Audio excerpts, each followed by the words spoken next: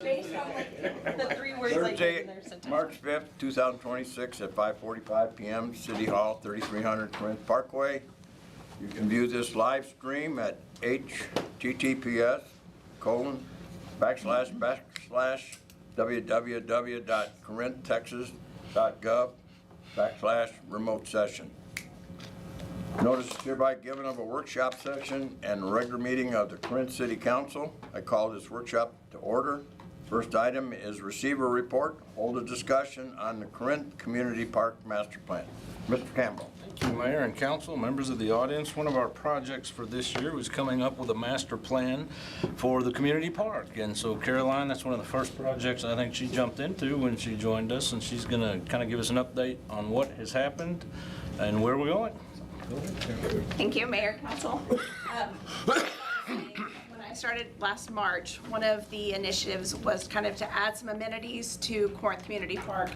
And speaking with our associations and user groups, we wanted to take a more holistic approach to the park and see if we master planned it, how can we make the best use of that space so everybody kind of gets a little bit of what they want. So we hired Dunaway to create this master plan. They came to Halloween. Well, it's a PowerPoint, so okay. So they really wanted to recognize the successes of the park. We have a great sports associations, 3 of them that use the park regularly. So how can we best continue their successes? They wanted to create a short-term and long-term vision for this park. So what can we do, small improvements, and then what are those large improvements that need to be made to the park to make it more useful in the future? And then phasing. We told them it was probably a 5 to 10 year master plan, so nothing that needs to be done overnight. And then they were going to help us with funding it. So there are several parks and wildlife grants that are out there for park improvements. So making sure we have all the elements we need, that way we'd be grant eligible in the future. So their timeline, in the fall, they did the community input. We met with the different stakeholders. So we had a representative from each of the sports associations, DORBA, which is our off-road biking association, and softball, soccer, and baseball, to get some information from them, what they want to see in the park. They also used that time to survey the park.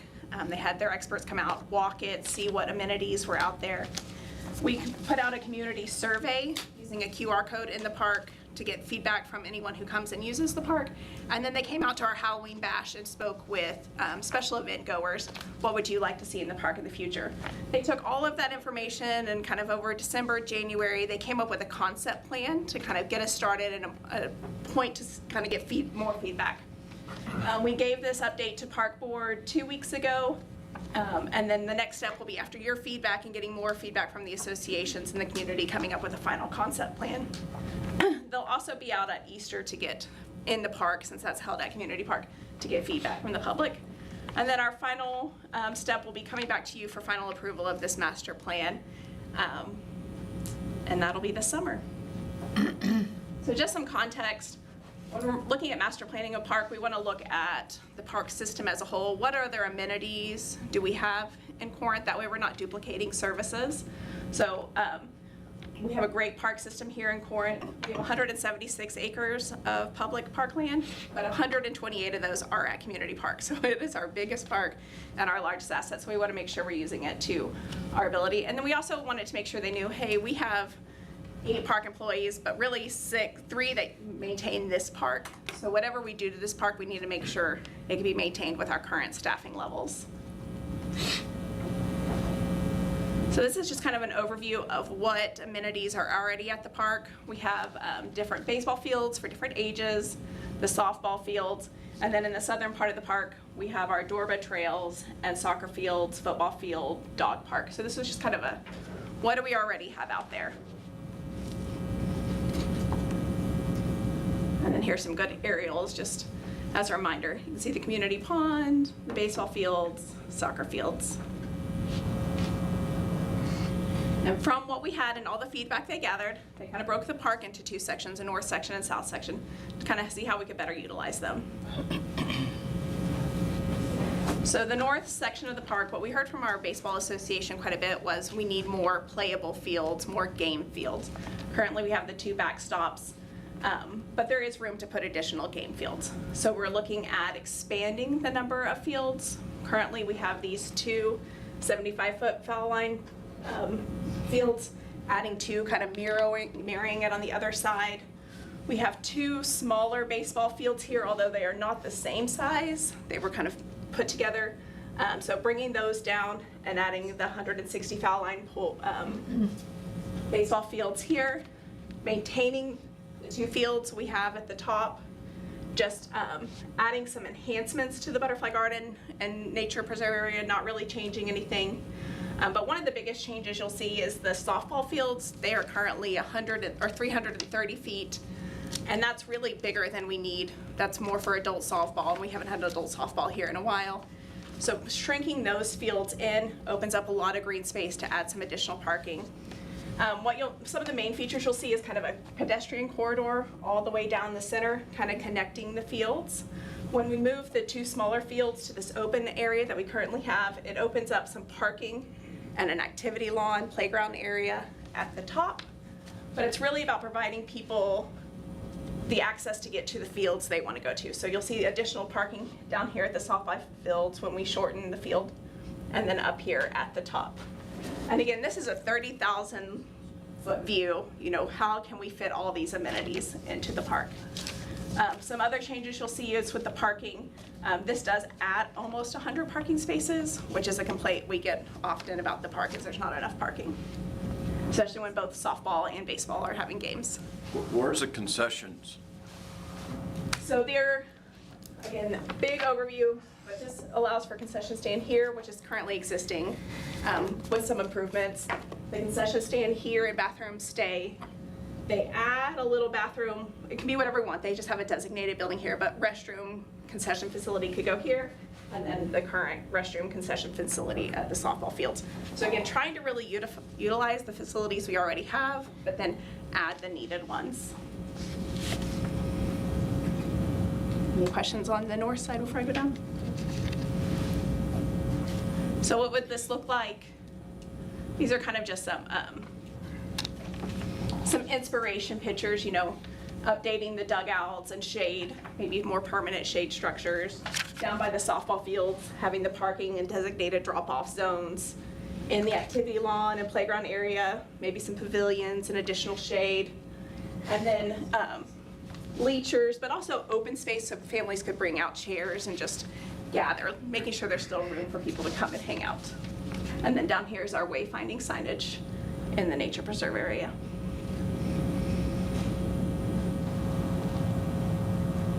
The south side of the park is, I think, where you'll see the biggest change. The biggest complaint we get on the south side is probably parking. There's no designated parking areas. The way, especially on the side closest to the community pond, it's a thinner lot, so it's hard to get in and out. There's no exit. Once you get down to the end, you kind of have to U-turn and figure out how to get back out of the facility. So again, keeping with the facilities we already have fields up here. These are currently backstops, so that's just kind of labeled multi-purpose fields now. We moved we currently have 4 big fields in the center, but we moved those to the back. And one of those big fields is currently used and cut it into smaller fields. So we have designated small fields here for the different age groups. The dog park stays the same. The pickleball courts that have been asked for by the community come down here. And then the basketball court that was on the north side of the park moves down here. Some feedback I've already given to the consultants. I'd like to see these closer together. I think they look funny spread apart, but these are kind of, like I said, just the initial concept plans. And then we create some pedestrian corridors to really connect the community pond over here to the park. The concession stand, which is currently located over here, moves to the center and becomes a central focal point with restroom facilities. And then this green space here can be used, we can put in another playground or just have a place for kids to run around while they're watching their other family members play games. Oh. Looks great. Am I missing anything on this list? And on this one, we do gain a few parking spots. They won't know until they actually fully draw it out, but we're looking at about, 20 parking spots more on this side of the field. So what does this look like in action? Here's an example of where the fields are on the side and you have that community lawn and concession stand bathroom facility in the center. The pedestrian seating along the soccer sports court, a mixture of trails, whether it's gravel and sidewalk. Creating some dedicated signage at our trailheads for the community, for the Dorba area, and then a pickleball complex.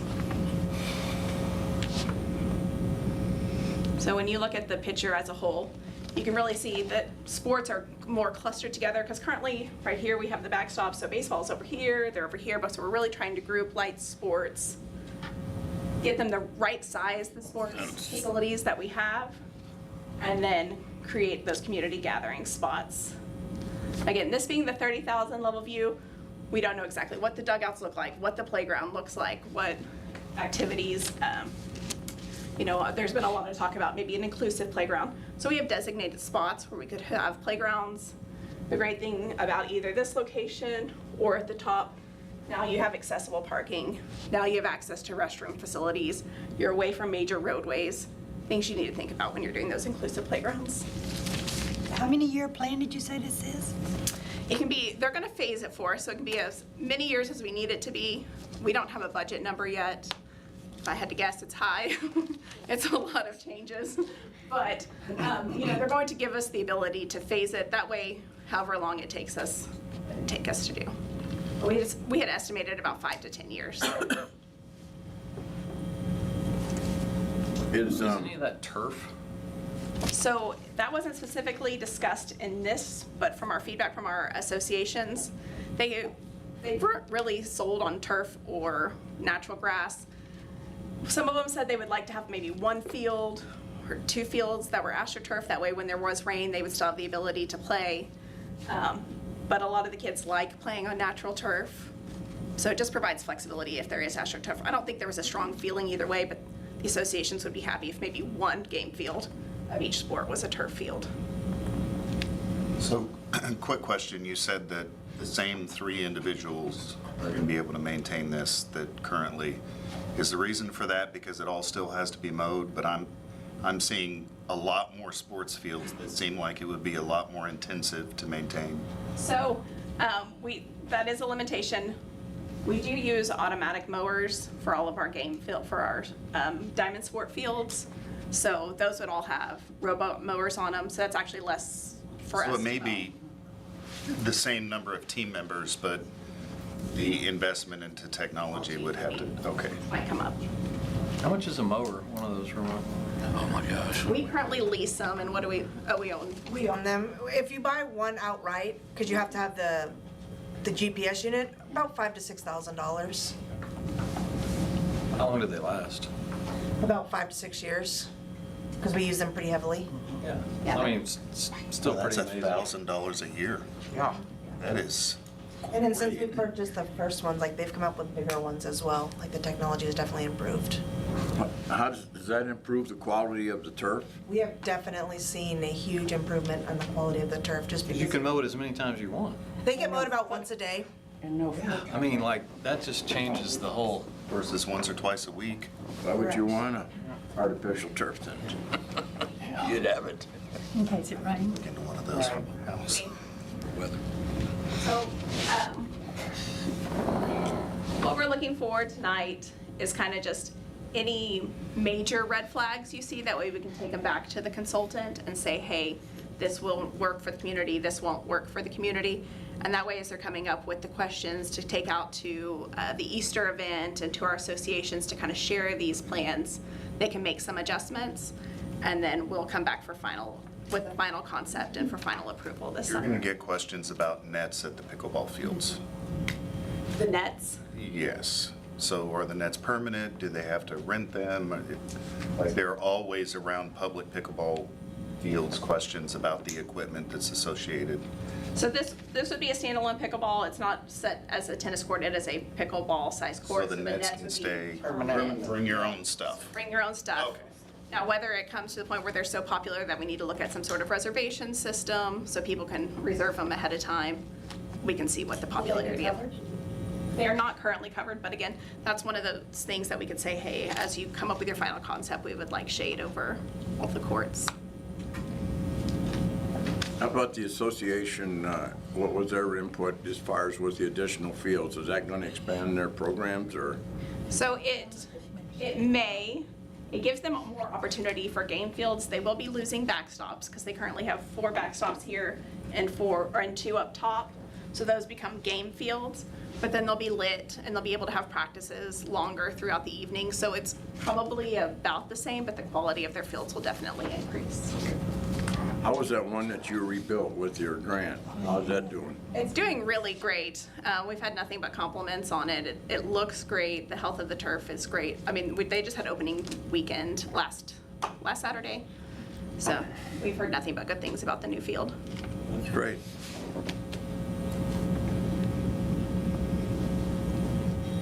So again, next steps, kind of final concept plans, taking them out to the community, getting feedback from the associations, from users at the Easter event, and then coming back to y'all with some preliminary numbers and then final approval.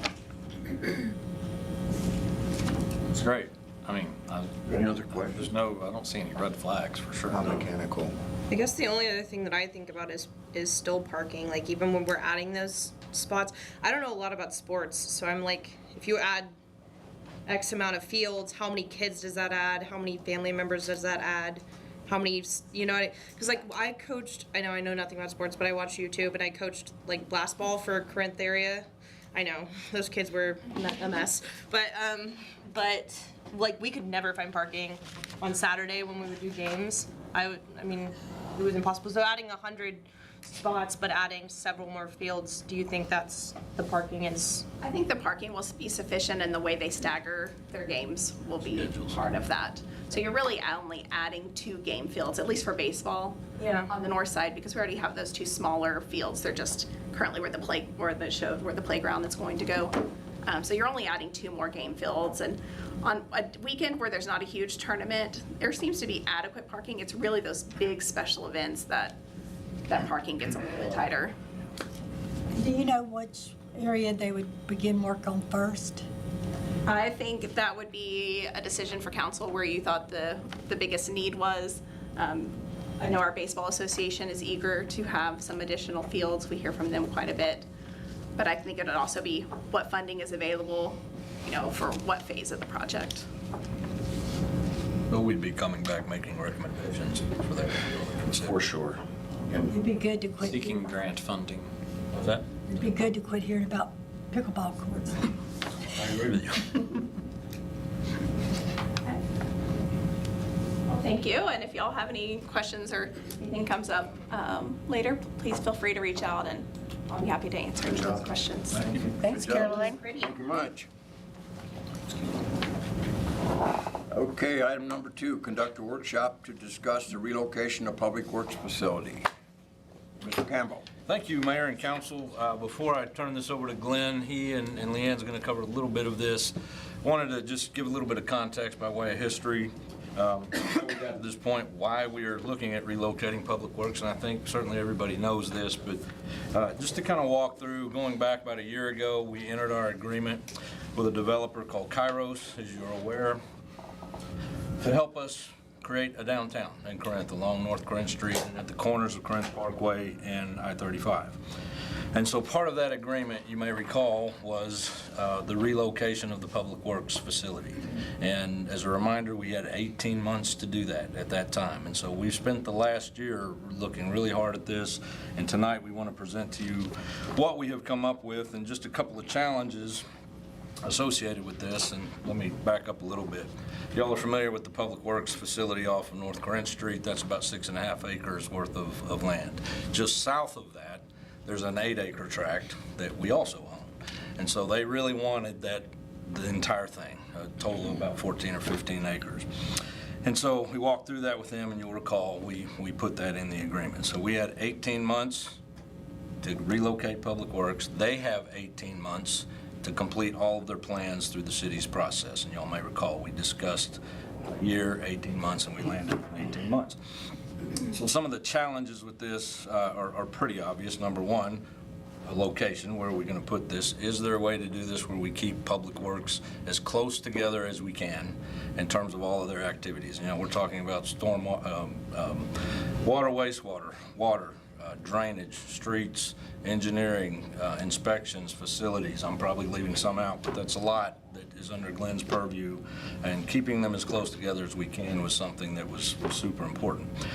Can we do this in a way where we don't have to go buy more land or lease land? Leasing land for something like this obviously creates some challenges, because a lease can always end, so that could be a temporary measure, and we were trying to avoid that. One of the biggest challenges was the fleet. We've talked about that, I think, a few times. We've got a lot of stuff that take care of this city, and not just our white fleet, but bulldozers and backhoes and all the fun stuff Glenn doesn't ever let me drive. But and so what we did internally was formed a committee, and pretty much every department had a seat at that table as we have been going through this process. And I will remind you too, because you're going to see some reference to this as well, about the time we were doing the Kairos negotiation, you'll recall we had come back to you with some consultant recommendations based on our space needs study. And not to bring up a sore subject, but you remember some of those numbers were eye-opening, let's call it.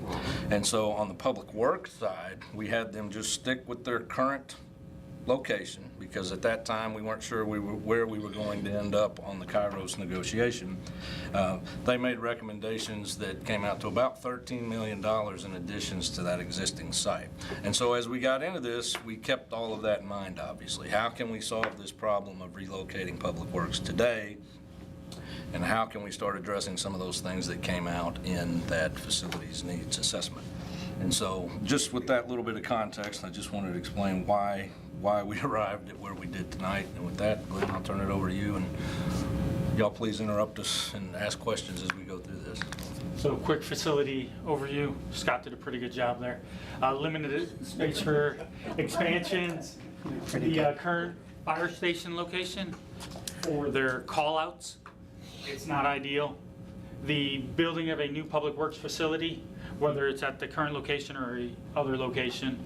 So we expect to go with modular building for office spaces, which will be ready in September.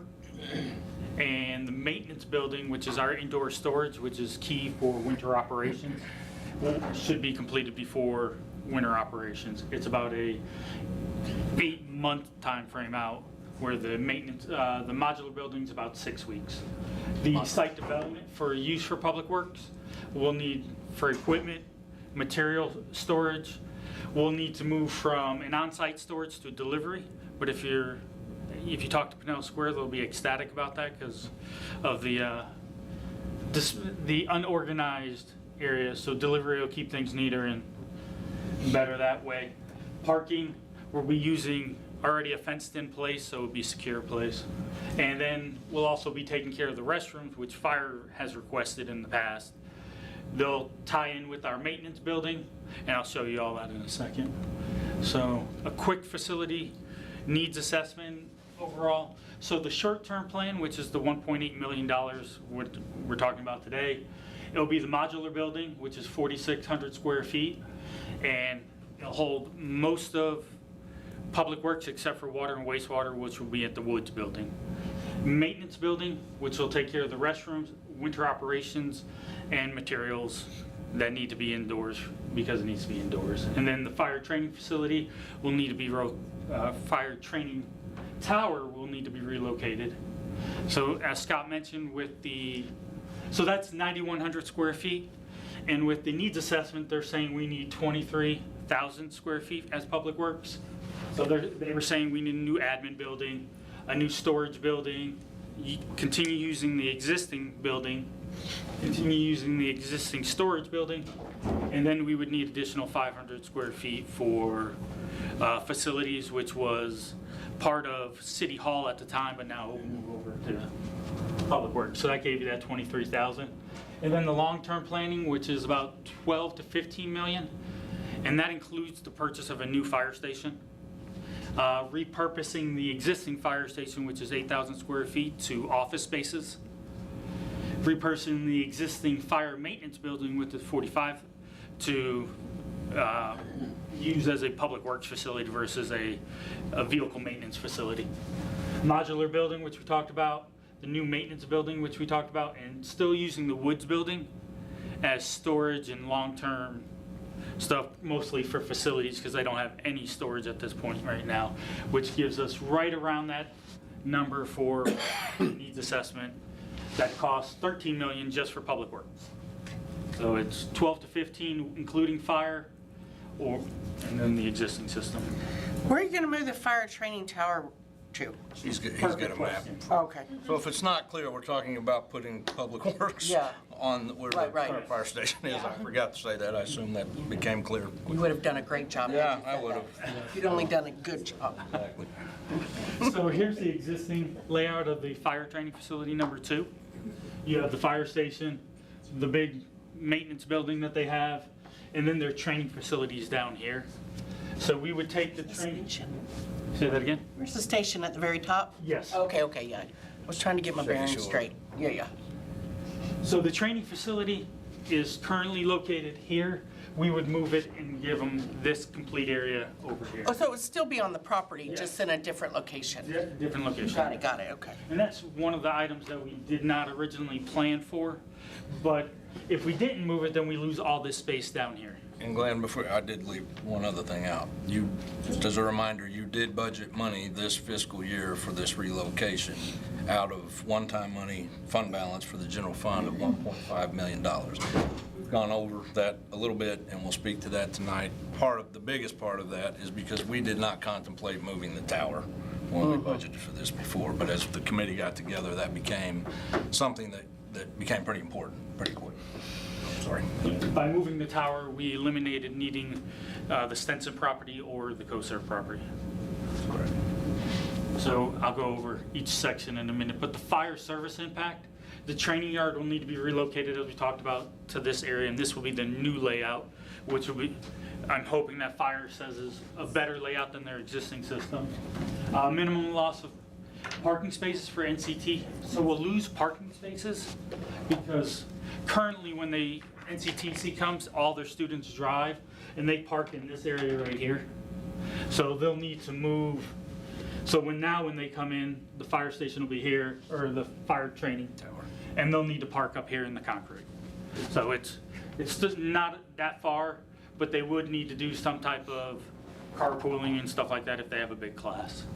Connex box will replace right now they have a outdoor, I'm gonna call it a storage / shade area where they're storing stuff, and that will be replaced with a Connex box because our modular building will go there.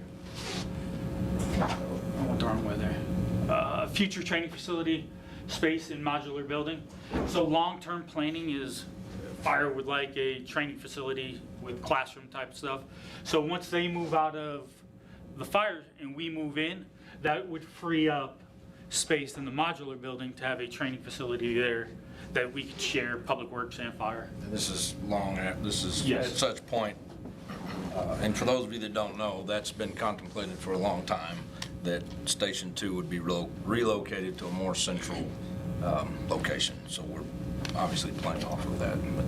And then shared restrooms would be located right here in the corner of this building with their training facilities at the top there. So next page here. So this is kind of the layout that we recommended overall for the site. Trailers, sheds, we'd have stockpiles down here, smaller stockpiles. Dumpsters would be located. And then the yellow is all personal vehicles. So personal vehicles, and the green is work vehicles.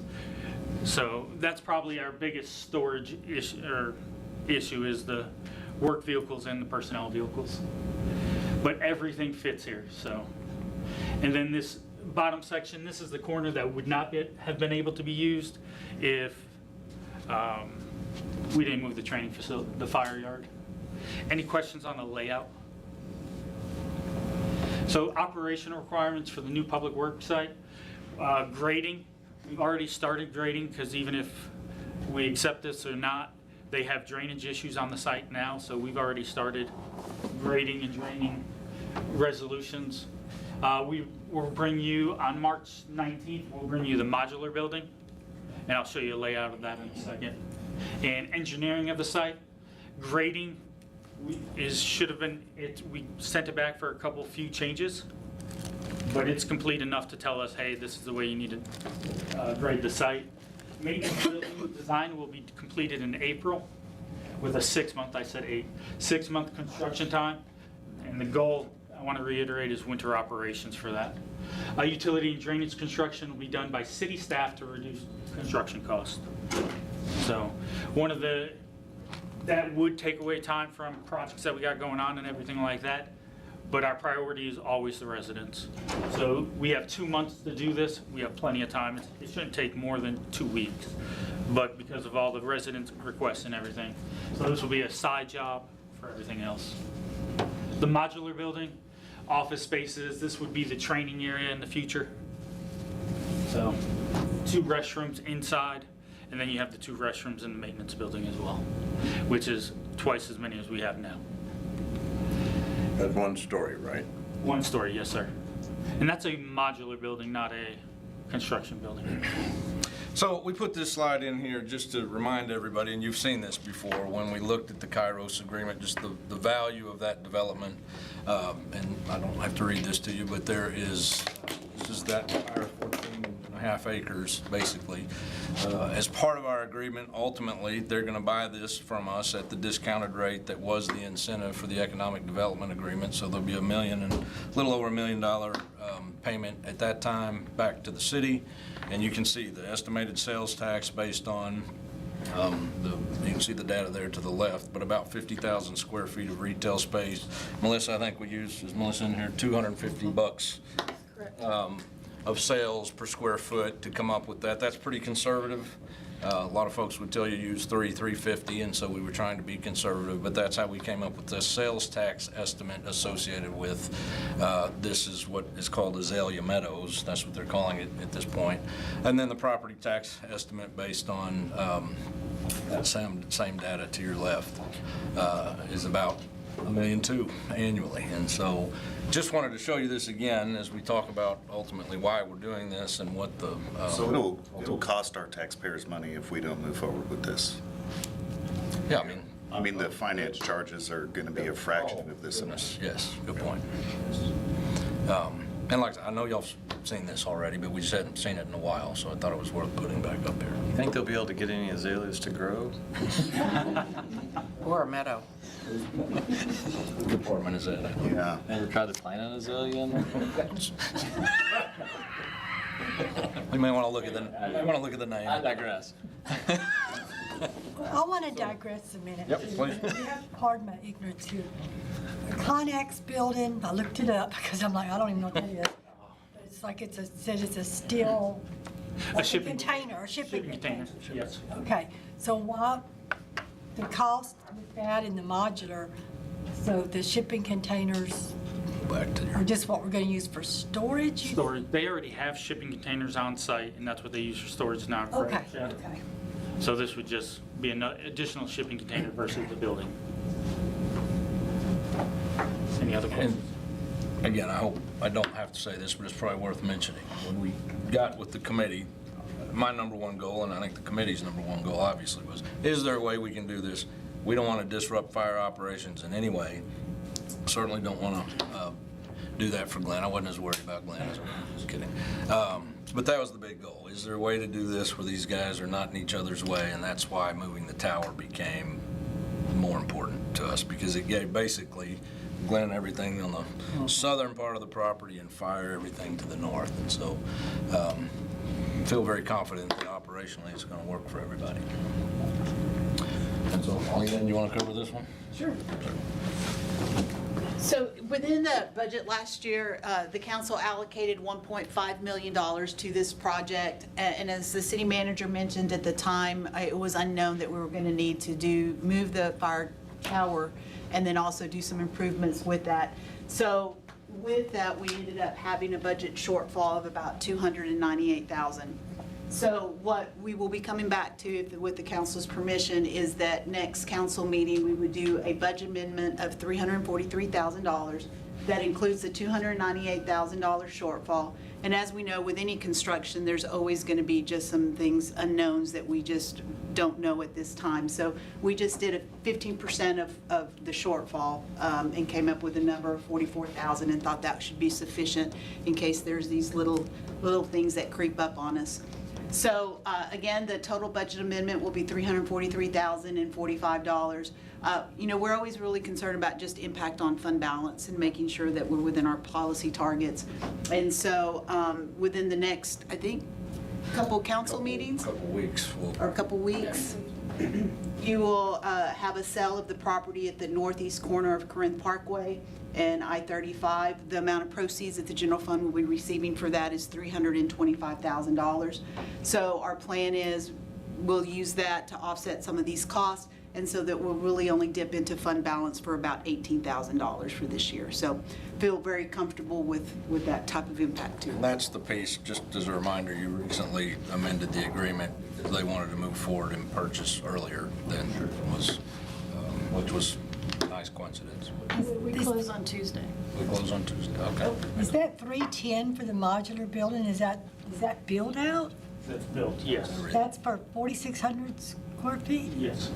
That seems Do you have that? good. We got the quote already, so that's quoted, that's actual cost. Okay. It is a by board price. If you've driven on 121, in the Colony area, they got the modular building, same exact setup. Sounds good. So when y'all move into the firehouse down the road, Yes. that training facility will stay there? Okay. Hey, Scott, I think an important note too is moving this training tower. It doesn't totally eliminate it, but it does move the smoke byproduct away from the Azalea Meadows a little bit. Yeah, that's a good point. See, they can grow. Yeah. They don't have that smoke. Well, I think they're acidic, so maybe transplant the ash. Reduce Maybe that's how drainage is. I could be. Might cut down on I might be mixing my plants together. Anyway, but maybe they can change that. We actually have been concerned Drainage about meadows. people moving in, they're gonna be. Oh, yeah. Here. Right. So, Needs to be part of their pamphlet. Is there any other questions from council? No? Great. I think It worked out that nicely. The committee, this will be on the 19th. we'll bring it back. So the facilities committee, I do just want to really work super hard on this, and Glenn, IT was involved with it, with Brendan. Adam Bice, our facilities manager, was instrumental in all this and did a lot of the research, and just everybody worked really hard on it. I'm super proud, and I appreciate it greatly. if I could just add a quick comment, that you'll see a zoning change coming on this as well. Since we rezoned it to MXC, we need to go back. Go back. Keeps bringing that up. I just wanted to let you know it's coming. It's true. Sorry, I forgot. We'll still ask Are you about it. implying there might be some controversy? Just trying to get ahead of questions. Oh, we'll still ask about it. It's going to be important to approve that zoning change. Yeah. That's all we have, Mayor. Thank you. Okay. Quorum that night. Does anybody need any discussion on the regular agenda? Okay. Now, we're adjourned from workshop. We'll go right into regular session.